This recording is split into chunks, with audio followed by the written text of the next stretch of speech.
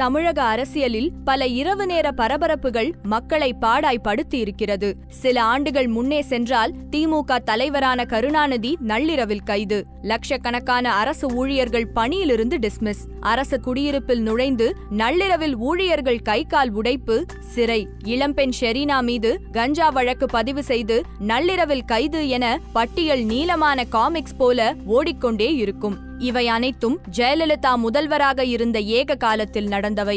முதல்வர் ஜெயலலிதா உடல்நிலை பாதிக்கப்பட்டு மருத்துவமனையில் இருந்தபோதும் அதன் பின்னரும் 6 மாத தமிழக ஆட்சியில் நடந்துள்ள 13 சம்பவங்களின் தொகுப்புகள் இங்கே. 2016 செப்டம்பர் 22 முதல்வராக இருந்த ஜெயலலிதா அப்பலோவில் அனுமதி. 2016 டிசம்பர் 5 நள்ளிரவு ஜெயலலிதா இறந்ததாக அறிவிப்பு. 2016 டிசம்பர் 6 நள்ளிரவு தமிழக முதல்வராக OPS பதவியேற்பு.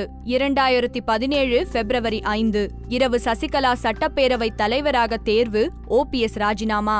2017 பிப்ரவரி 7 நள்ளிரவில் சசிகலா முதல்வராக பதவியேற்க சென்னை பல்கலைக்கழக நூற்றாண்டு விழா மண்டபம் தயாரானது.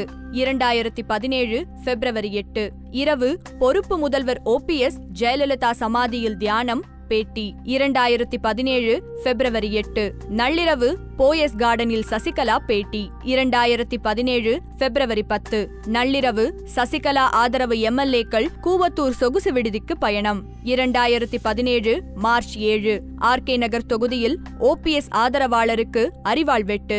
2017 மார்ச் 9 இரவு RK நகர் தேர்தலை தேர்தல் கமிஷன் ரத்து செய்தது.